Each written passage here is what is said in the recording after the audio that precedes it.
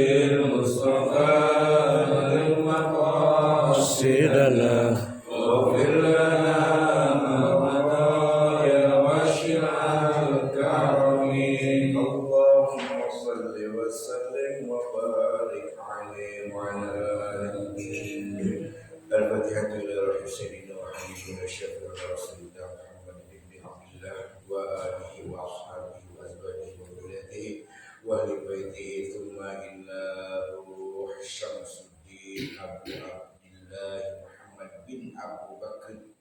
بن أبو بكر بن أيوب بن سعد بن حفص وأصوله وفروعهم أن الله يعلي درجاتهم في الجنة ويكثر مثوبتهم ويضاعف حسناتهم ويحفظنا بجاههم وينفعنا بهم ويعين عليهم من بركاتهم وصالحهم ونوالهم وعلومهم ونفعاتهم في الدين والدنيا والآخرة بشر الله لهم الفاتحة. أعوذ بالله من الشيطان الرجيم. بسم الله الرحمن الرحيم. الحمد لله رب العالمين مالك يوم الدين إياك نعبد وإياك نستعين اهدنا الصراط المستقيم صراط الذين أنعمت عليهم غير المغضوب عليهم ولا الضالين آمين. الحمد لله الذي أنعمنا بالإيمان والإسلام ونصلي ونسلم على خير الأنام أشهد أن لا إله إلا الله وحده لا شريك له وأشهد أن محمدا عبده ورسوله لا نبي بعده اللهم صل وسلم على سيدنا وحبيبنا وشفيعنا ومولانا محمد وعلى آله وصحبه ومن تبعه بإحسان إلى يوم الدين أما بعد سبحانك لا علم لنا إلا ما علمتنا إنك أنت العليم الحكيم ربي اشرح لي صدري ويسر لي أمري واحلل عقدة من لساني يفقهوا قولي ربنا آتنا من لدنك رحمة وهيئ لنا من أمرنا رشدا ربنا زدنا علما والحقنا بالصالحين ربي أعوذ بك من همزات الشياطين وأعوذ بك رب أن يحضرون صدق الله العظيم. Jemaah yang rahmati Allah Subhanahu wa taala. Alhamdulillah kita panjatkan rasa puja dan puji syukur kita kepada Allah. Karena begitu banyak nikmat yang telah banyak diberikan kepada kita dari Allah. Di antara nikmat yang paling terpenting yang Allah berikan kepada hamba-Nya adalah nikmat iman, nikmat Islam, nikmat sehat, nikmat panjang umur, sehingga kita dapat melanjutkan peribadatan kembali kita kepada Allah Subhanahu wa taala. Begitu juga dengan nikmat yang masih Allah selalu berikan kepada kita berupa nikmat waktu luang. Karena enggak banyak orang yang diberikan waktu luang tapi dia tidak bersyukuri atas waktu luang itu. Ada manusia kata Nabi SAW yang mereka terperdaya dengan dua nikmat kata Nabi SAW. Hadis ini sahih. Kata Nabi, ni'matani maqbulun fihima katsirun minan nas. Ada dua nikmat yang banyak memperdaya kebanyakan manusia, yaitu as-sihhatu wal faragh. Nikmat sehat dan nikmat waktu luang. Ketika sehat dia enggan beribadah. Ketika sehat dia enggan menggunakan waktu luang untuk beribadah, untuk mencari ilmu. Giliran udah ngejoprak di atas kasur, nah udah nyesel baru. Apalagi udah stroke, maaf nyesel dia pasti. Dulu waktu sehat, nggak begini, nggak begitu. Penyesalan datangnya di akhir, nggak ada yang datang di depan. Oleh karenanya bersyukur kita masih diberikan kesempatan oleh Allah, diberikan waktu luang, kita gunakan waktu luang ini untuk selalu beribadah kepada Allah, salat setiap masjid mushola dalam menyambut panggilan Allah, lalu kemudian duduk bersimpuh di majlis ilmu, majlis yang begitu mulia di mata Allah, majlis yang begitu mulia di mata Rasulullah. Menuntut ilmu ini adalah cara yang mudah, yang paling mudah kata Nabi sallallahu alaihi wasallam untuk menuju ke surganya Allah. Menuntut ilmu cara yang paling mudah kata Nabi sallallahu alaihi wasallam untuk bisa mencapai surga. Man salaka tariqan yatamisu fihi ilman sahalallahu lahu bihi tariqan ila jannah. Siapa yang keluar dari tempat tinggalnya, yang keluar dari rumahnya, yang melangkahkan kaki dari rumahnya, dari tempat tinggalnya, dalam menuju mencari majelis ilmu, untuk duduk di majelis ilmu, untuk menuntut ilmu, kata Nabi SAW, Allah pun akan mudahkan baginya jalan menuju surga.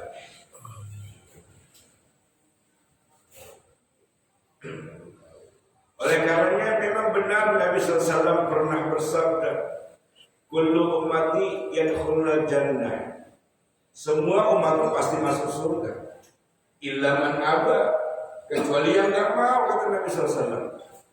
Siapa yang enggak mau? Yaitu diantaranya orang yang enggak mau mempergunakan waktu luang untuk beribadah kepada Allah. Itu yang enggak mau surga berarti.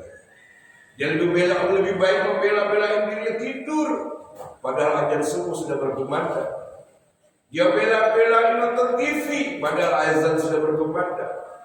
Dia enggak mau ketinggalan sinetron. Dia enggak mau ketinggalan cerita dalam sinetron. Panggilan Allah diabaikan. Itu kebanyakan di antara manusia yang mengaku Islam, yang mengaku mukmin. Salawat beserta salam semoga tetap selalu tercurahkan dan Allah tetap curahkan kepada Nabi kita, suri teladan kita, qudwah kita, junjungan kita Nabi kita Muhammad sallallahu alaihi wasallam. Begitu juga kepada segenap keluarganya, para sahabat-sahabatnya. Dan mudah-mudahan salawat beserta salam ini juga disampaikan kepada kita selaku umatnya, yang insyaallah telah mendapatkan syafaat terutama di yaumil qiyamah. Amin ya rabbal alamin. Kekuatan iman, pada pertemuan yang lalu kita membahas tentang tertibnya manusia terhadap prasangka baik kepada Allah. Minggu yang lalu, memang prasangka baik kepada Allah itu sangat benar, sangat dibenarkan. Tapi prasangka baiknya itu tidak membawa dirinya untuk kepada ketaatan kepada Allah. Cuma prasangka baik aja. Itu pun dapat pahala, dapat kebaikan. Tapi itu pun tidak cukup. Kata Allah tidak cukup hanya sebatas prasangka baik. Nah, pada kesempatan ini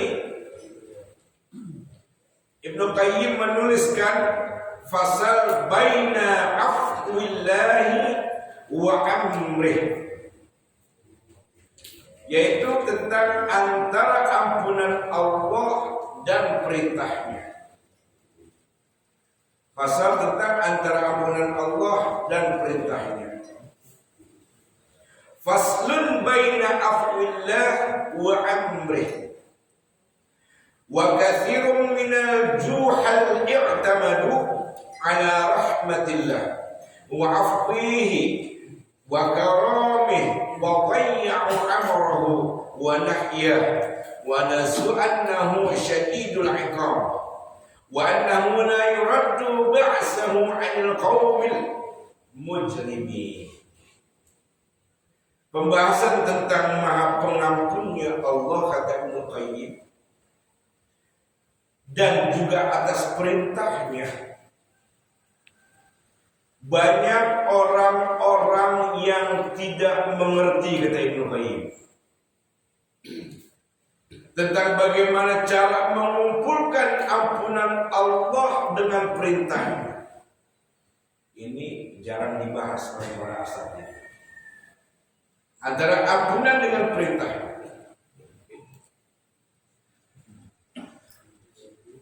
Banyak orang tertipu, wabil khusus kepada orang-orang yang mengaku Islam, yang mengaku beriman kepada Allah dan Rasulnya. Banyak di antara mereka yang tertipu, kata Ibnu Qayyim rahimahullah ta'ala, karena hanya melihat sifat-sifat Allah yang baik saja. Memang Allah Maha Rahman, Maha Rahim, Allah Maha Pengampun, benar. Tapi Allah punya sifat yang keras azabnya, sifat yang dahsyat siksaannya. Ini salah satu bagian dari sifat Allah juga. Allah mengancam kepada hamba-hambanya yang ingkar.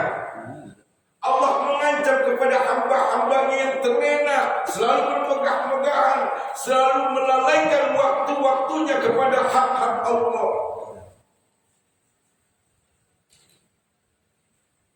Mumpung masih muda, sholat menanti aja. Mumpung masih keburu ini, ntar aja di sono sholatnya. Banyak orang yang tertipu.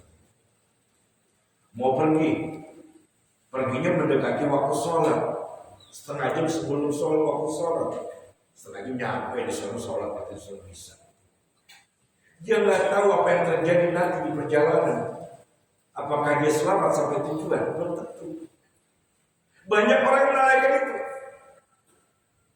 Mau ke suatu tujuan, padahal waktu sholat tinggal setengah jam lagi.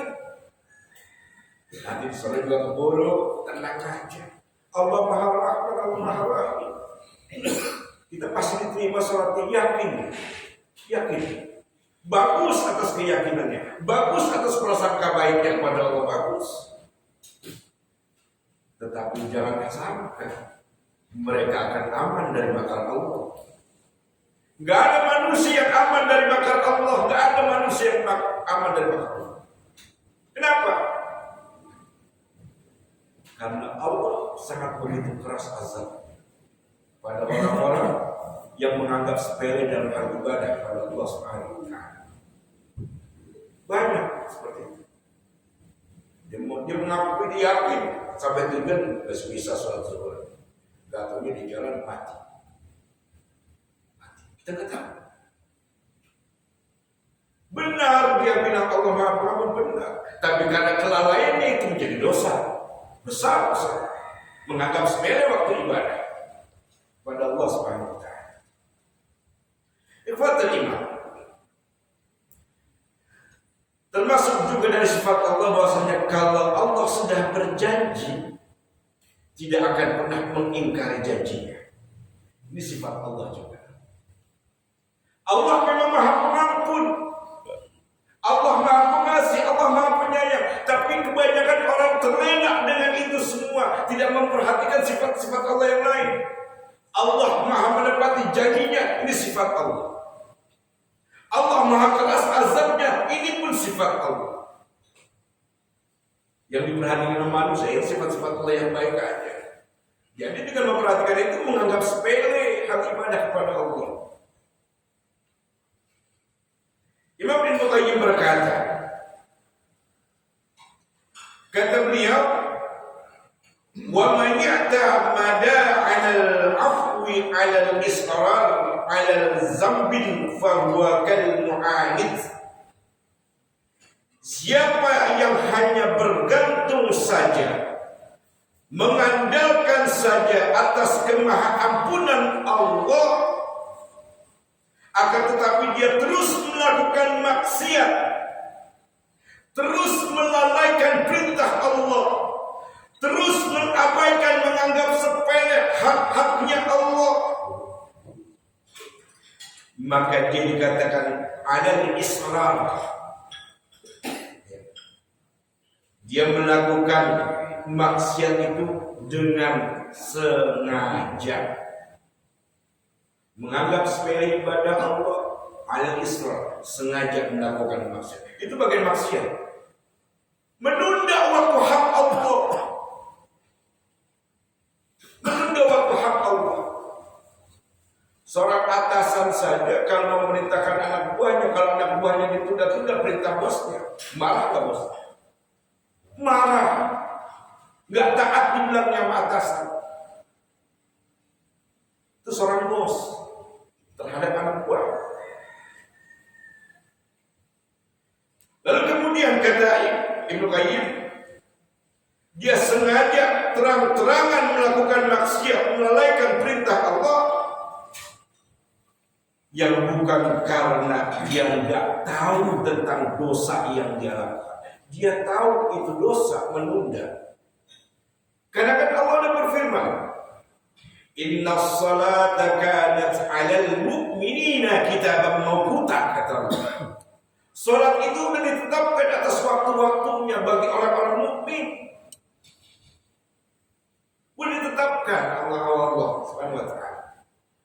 Dia tahu itu perbuatan maksiat. Dia tahu itu bagian dari lalai atas perintah Allah. Dia tahu, bukan nggak tahu. Tapi dia sengaja melakukan itu hanya untuk kepentingan dunia. Hanya untuk kepentingan dunia. Lalu diteruskan oleh Ibnu Qayyim, maka dia termasuk orang yang mu'anid. Mu'anid, orang yang sengaja menantang Allah. Orang-orang yang sengaja bermaksiat, melalaikan perintah Allah, menganggap sepele perintah Allah dan Rasulnya. Kata Ibnu Qayyim rahimahullah ta'ala, dia termasuk mu'anid, orang yang sengaja menantang Allah Subhanahu wa ta'ala, yang suka melalaikan waktu-waktu ibadah kepada Allah. Dia tahu itu nggak boleh, tapi dia lakukan hanya untuk kepentingan dia. Mu'anid, berarti dia telah menantang Allah Subhanahu wa ta'ala. Betul memang Allah Maha Pengampun, betul memang Allah Maha Rahman, Maha Rahim, dan Allah adalah menganugerahkan rahmatnya kepada setiap hamba-hambanya. Itu betul. Betul, sifat Allah baik. Tapi kita harus memperhatikan, ada sifat-sifat Allah yang azabnya begitu keras. Ada sifat Allah yang Allah tidak akan pernah mengingkari janjinya kepada hamba-hambanya yang durhaka. Ikhwatul iman rahmatullah jami'an. Kata Nabi SAW, semua manusia yang hidup di atas muka bumi ini punya dosa. Cuma satu manusia yang nggak pernah punya dosa dan selalu nggak pernah punya dosa, hanya Nabi kita Muhammad SAW, yang sudah dimaksumkan oleh Allah, dibebaskan dari dosa. Dari Nabi Adam sampai Nabi Isa punya dosa yang hubungannya langsung sama Allah Subhanahu wa ta'ala. Hanya Nabi kita Muhammad yang maksum, yang nggak punya dosa. Semua manusia, kata Nabi SAW, punya dosa. Kullu bani Adam khata' wa khairu khata'ina at-tawwab. Semua hamba Allah pasti punya kesalahan, punya dosa, pasti pernah terjatuh pada lumpur dosa. Tetapi sebaik-baik orang yang melakukan dosa adalah orang yang bersegera untuk bertobat kepada Allah Subhanahu wa ta'ala. Sebaik-baik manusia yang melakukan dosa adalah dia bersegera untuk bertobat kepada Allah Subhanahu wa ta'ala. Namun tidak cukup bertobat, kata Nabi SAW, tidak cukup hanya bertobat. Dijelaskan oleh Allah dalam surat Ali Imran ayat 135. Gak cukup hanya bertobat manusia bisa lepas dari dosanya. Ada syarat-syaratnya. Allah nyatakan dalam Quran. Kata Allah, "Walladzina idza fa'alu fahishatan aw zalamu anfusahum dzakarullah fastaghfiru lidzunubihim wa may yaghfiru dzunuba illa Allah wa lam yusirru ala ma fa'alu wa hum ya'lamun." Kalau ingin kita menjadi sikap seorang mukmin yang benar di mata Allah, sikap mukmin yang baik di mata Allah, ketika dia sudah melakukan dosa dan dia ingat kepada azab Allah yang begitu berat, lalu kemudian dia bertobat. Setelah bertobat, dia sungguh-sungguh menjalankan keimanannya, menjalankan ketaatannya kepada Allah, sungguh-sungguh dia. Kemudian dia berhijrah dari tempat itu untuk menuju kebaikan. Dia berhijrah dari tempat dosa itu, segera berhijrah dari tempat dosa itu untuk menuju kepada perbuatan baik. Kemudian apa lagi? Jihad. Dia harus berjihad melawan hawa nafsunya.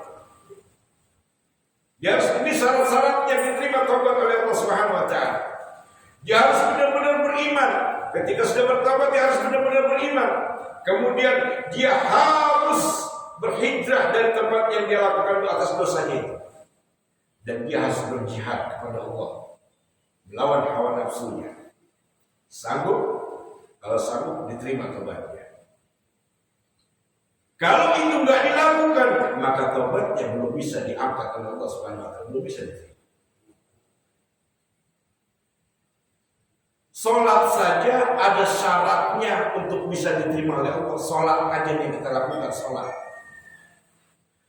Tanda-tanda salat yang diterima oleh Allah Subhanahu wa taala apabila dia bisa mengaplikasikan salatnya di luar salat. Kita dididik oleh Allah lewat salat untuk bertutur kata baik. Kita dididik oleh Allah dalam salat kita untuk bersikap baik. Kita dididik oleh Allah lewat salat untuk sopan santun. Ada pada salat. Tapi kenapa ketika di luar salat mulutnya masih tidak bisa diatur? Sikapnya masih mencerminkan kepada kesombongan. Dirinya masih saja angkuh, merasa hebat, merasa berilmu. Padahal salat mendidik untuk kita tawadhu. Kenapa kita harus disuruh ruku? Kenapa kita harus sujud? Itu menandakan sifat tawadhu pada diri seseorang. Gak boleh menyombongkan diri, gak boleh merasa tinggi, gak boleh merasa hebat, dan gak boleh merasa bangga diri. Lewat sholat diajarkan oleh Allah Subhanahu wa taala. Kalau itu bisa dilakukan dalam aplikasi di luar sholatnya, tutur katanya baik, sikapnya baik, perilakunya baik, maka sholatnya diterima oleh Allah Subhanahu wa taala. Tapi kalau itu tidak dilakukan, sholatnya tidak diterima oleh Allah. Hanya sebatas sejengkal dari atas kepalanya. Lalu nanti ketika dia bertanya kepada Allah, ya Allah, mana pahala sholat saya? Kata Allah, nih, lempar Allah. Aku nggak butuh sholat. Capek-capek kita sujud mungkin rukuk tiap hari, 17 rakaat setiap hari. Tapi kalau perilaku kita nggak baik terhadap hablum minan nas, sama Allah dia bagus ibadahnya, tapi sama hablum minan nas dia nggak baik, nggak bisa juga diterima oleh Allah sholatnya, nggak bisa, ditolak sama Allah. Karena Allah pengen hablum minan Allah baik, hablum minan nas baik, diajarkan oleh Allah lewat sholat. Itu arti dari sholat. Ikhwatul iman rahimakumullah jami'an. Ketika sedang mereka berhijrah, berjihad melawan hawa nafsu, meninggalkan perbuatan dosa, lalu dia tingkatkan imannya, dia tingkatkan kesolehannya kepada Allah Subhanahu wa taala. Dia tingkatkan semua. Adapun orang yang cerdas, tadi sikap mukmin yang benar kan? Adapun sikap mukmin yang cerdas, yang berhak mendapatkan rahmat Allah, dijelaskan oleh Allah dalam surah Al-Baqarah ayat 218. Kata Allah, innal ladzina amanu wal ladzina hajaru wa jahadu fi sabilillah ulaika yarjuna rahmatallah wallahu ghafurur rahim. Mereka beriman pada Allah, mereka berhijrah, dan berhijrah ini dijelaskan oleh para ulama yaitu dia pindah dari tempat itu, dari perbuatan dosa itu dia tinggalkan, jangan lagi sampai dia kembali melakukan dosa. Lalu kemudian dia mau memperbaiki dirinya, ya. Dan dia berjihad yang dijelaskan oleh ulama al-mujahid man jahada nafsahu fi ta'atillah.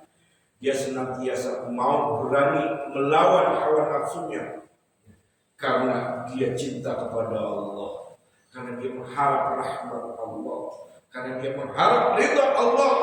Dia tantang hawa nafsunya, dia lawan hawa nafsunya. Fadal iman rahmatullah jami'an. Orang yang seperti itu kata Allah, ulaika yarjuna rahmatullah. Dialah manusia yang cerdas, yang betul-betul berhak kata Allah untuk mendapatkan kasih sayang. Berhak. Ada orang yang cuma berdoa, ya Allah ampunilah aku ya Allah. Ya Allah terimalah amal ibadahku ya Allah. Ya Allah masukkanlah aku ke dalam surgamu ya Allah. Tapi setelah dia selesai berdoa, setelah selesai dia dari sholatnya, dia bermaksiat. Ngambil duit orang, korupsi, membohong sama orang, apalagi yang dibohongin orang tuanya. Yang dibohongin orang tuanya. Dia berdoa, ya Allah ampunilah aku, ya Allah terimalah amal ibadahku, ya Allah masukkanlah aku ke dalam jannahmu. Dia berdoa begitu. Tapi ketika sudah selesai, dia bohong sama ibunya, sama bapaknya. Dia bohong sama teman-temannya. Bermaksiat. Maka doanya itu tidak bermakna. Tidak bermakna. Berangan-angan pengen masuk surga dia. Berangan-angan. Nah, ikhwatan iman rahmatullah jami'an. Ketika kalau manusia telah melakukan dosa, lalu kemudian dia beristighfar,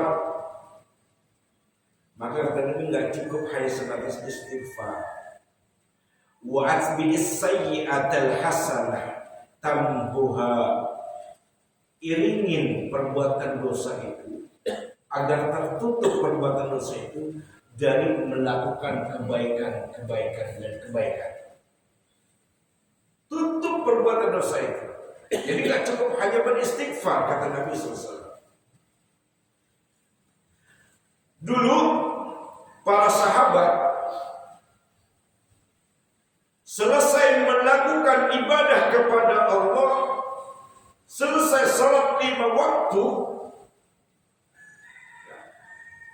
itu para sahabat selalu memiliki rasa takut, rasa khawatir kalau ibadahnya itu belum sempurna. Ini para sahabat. Para sahabat yang sudah dijamin oleh Allah pasti masuk surga. Sudah dijamin oleh Allah. Pasti masuk surga. Tapi mereka merasa takut dan khawatir kalau ibadah yang dia lakukan itu belum sempurna menurut Allah.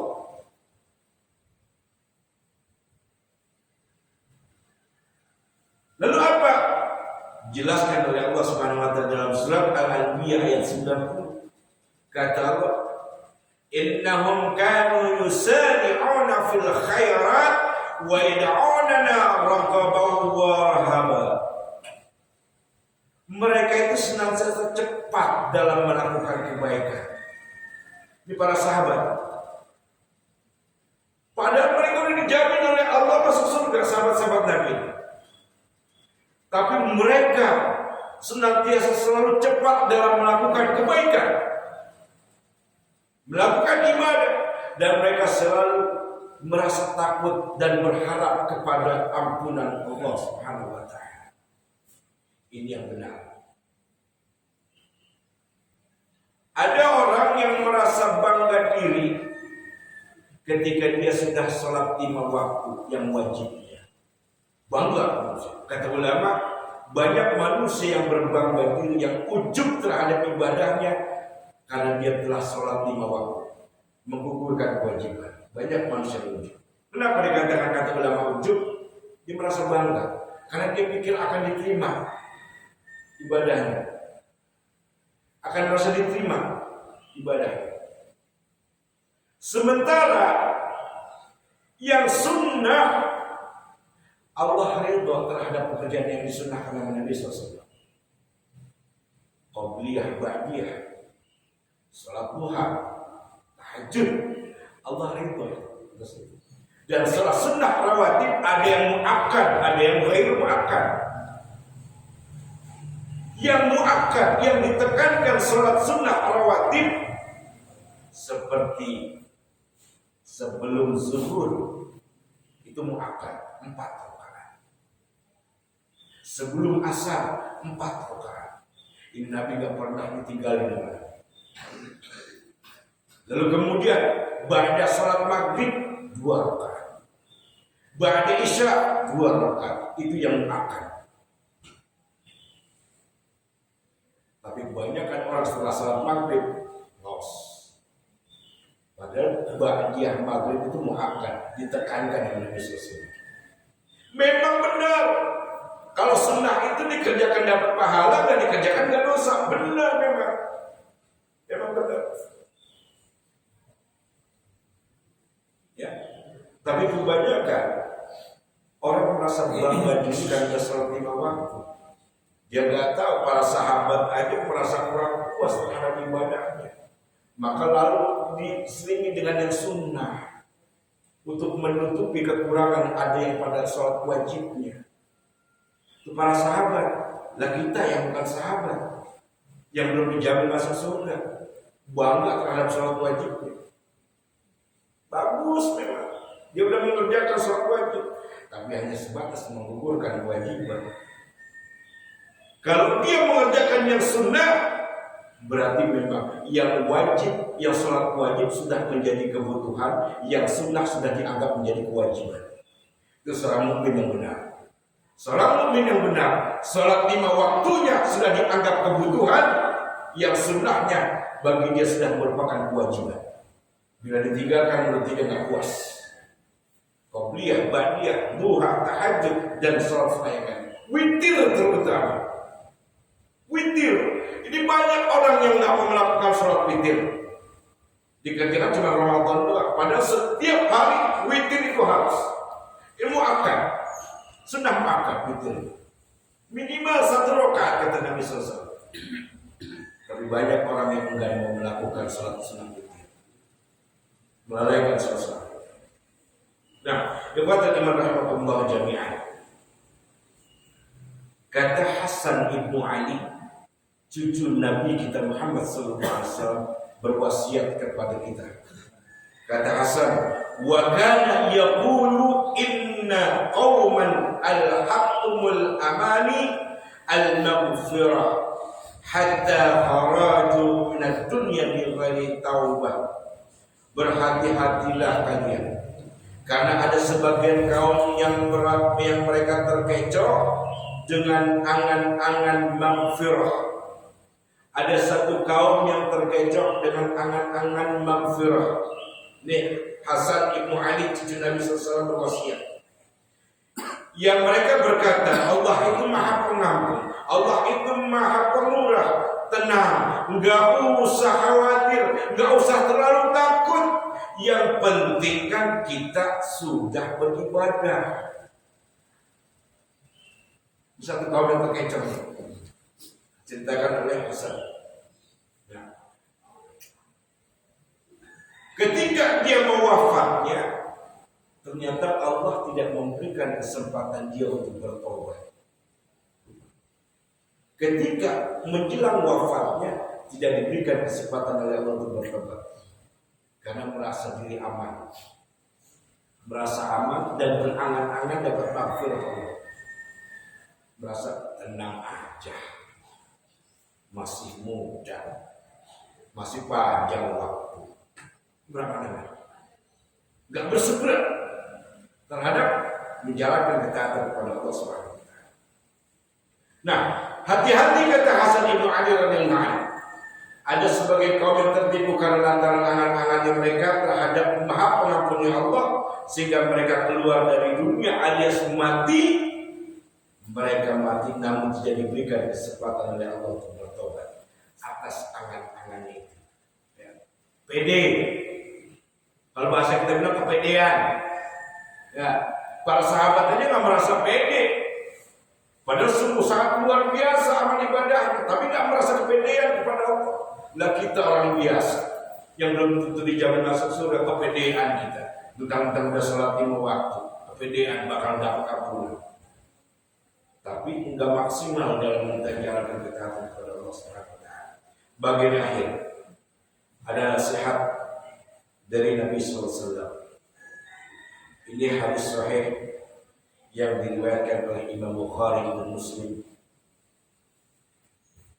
Ini kalau saya baca ini memprihatinkan, dan ini mudah-mudahan bisa buat pegangan kita. Nabi berwasiat, kata Nabi, yujabu birajulin yaumal qiyamah, didatangkan seorang pemuda pada hari kiamat.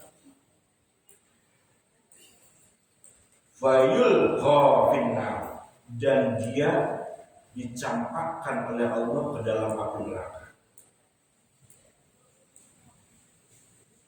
Pada saat itu, ketika dia dicampakkan, dilemparkan oleh neraka, seluruh ususnya yang ada di dalam perutnya berhamburan keluar.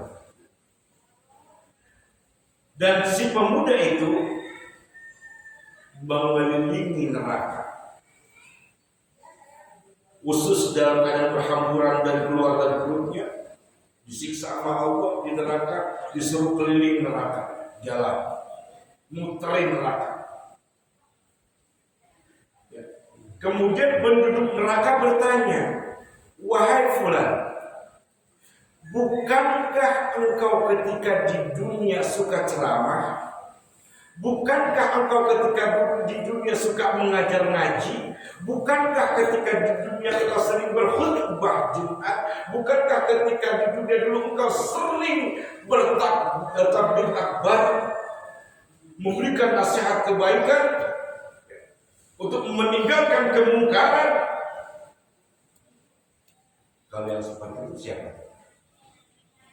Dia suka ceramah, suka khotib Jumat, suka ngajar ngaji, siapa? Kalau bukan Ustaz. Ini Nabi yang ngomongin, Nabi yang cerita ini. Lalu Nabi bertanya kepada malaikat Jibril. Ini kejadian ini ketika Nabi diisrokan. Ya. Nabi bertanya kepada Jibril, wahai Jibril, itu siapa yang begitu sangat kerasnya azab Allah seperti itu? Muhammad, itu bagian dari umatmu. Bagian dari umatmu. Mereka belum nanya begitu. Bukankah dulu dia suka ceramah, suka khutbah, suka ngisi pengajian, suka ngisi tabligh akbar. Kau ajak kebaikan untuk meninggalkan kemungkaran kepada orang-orang. Tapi kenapa kau begini? Kenapa kau begini? Ada sama seperti saya, kata orang-orang neraka. Apa dia jawab? Ya benar. Dulu saya suka khutbah. Banyak job-job khutbah saya di masjid-masjid lain. Banyak tausiah-tausiah, ceramah-ceramah saya, ngajar-ngajar ngaji saya banyak. Tapi saya nggak pernah mengamalkan kebaikan itu. Justru malah saya mengingkari kebaikan itu, dan saya memungkarkan atas perintah Allah yang aku pernah terangkan kepada kalian. Jawabannya banyak terjadi di akhir zaman ini. Ini cerita Nabi tanya kepada malaikat Jibril, siapa itu Jibril? Itu bagian dari umatmu. Yang suka ceramah siapa? Yang suka ngajar ngaji siapa? Yang suka bertausiah, berkhutbah Jumat siapa? Tapi dia masuk neraka dengan keadaan tersiksa, ususnya yang dalam perut berhamburan, lalu disuruh keliling neraka. Maka kata Allah, tidak ada yang aman dari makar Allah, tidak ada yang aman dari azab Allah Subhanahu wa taala. Dan ini diperkuat oleh Allah dalam Al-Quran surat Al-Baqarah, atamuruna an-nasa bil birri wa tansana anfusakum wa antum tatluna al-kitab afala ta'qilun. Mengapa kalian perintahkan manusia untuk melakukan kebaikan sementara kalian sendiri tidak melakukan kebaikan itu? Padahal kalian memahami akan kandungan ayat-ayat Al-Quran, hadis-hadis Nabi, kalian hafal di luar kepala semua itu, dan dari Quran dan dari hadis semua di luar kepala, tapi kalian tidak melakukan, tidak mengamalkan atas apa yang kalian hafalkan. Afala ta'qilun, apakah kalian tidak mau berpikir, kata Allah. Kabura maqtan 'indallah an taqulu ma la taf'alun, kata Allah, sangat besar dosanya di sisi Allah kalian katakan sesuatu yang benar tetapi kalian justru mengingkari kebenaran. Kalian katakan jangan melakukan kemungkaran, tapi kalian sendiri melakukan kemungkaran itu dan membuat kerusakan di atas muka bumi.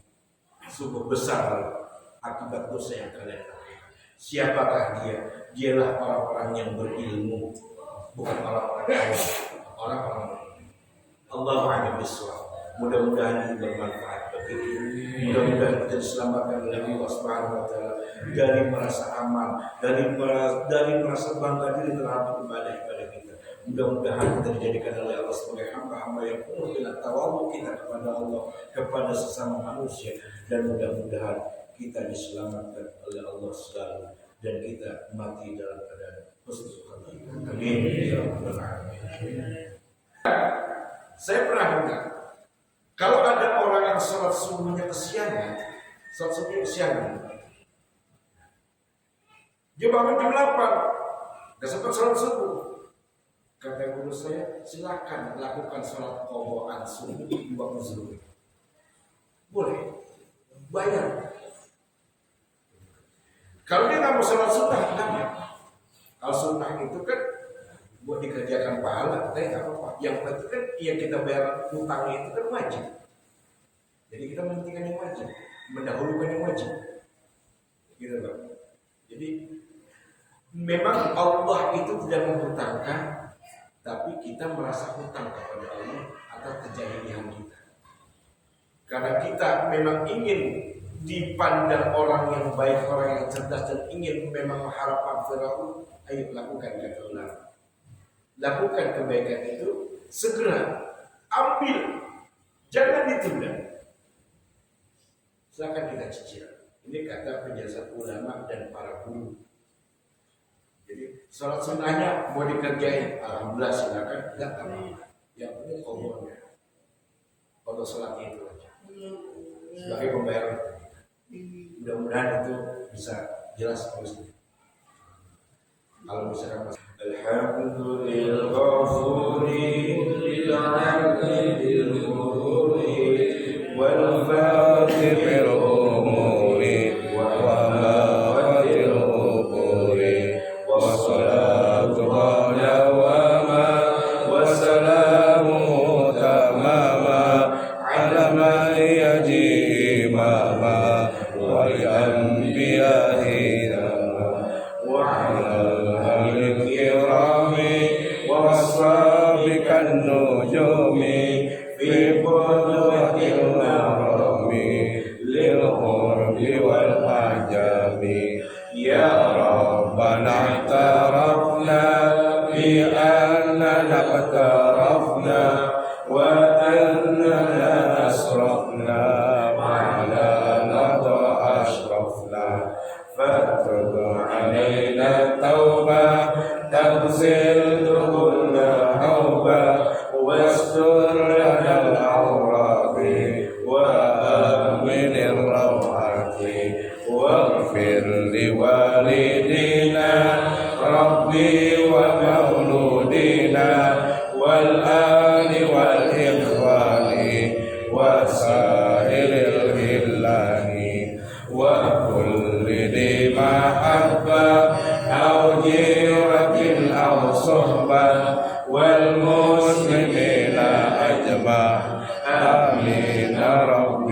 الأسماء فضلا وجودا منا لا بحساب منا بالمصطفى الرسول نحظى بكل سؤل صلى وسلم ربي عليه عند الحبيب وآله وصحبه عدد كشف الصحبه والحمد لله في الباب والتمام.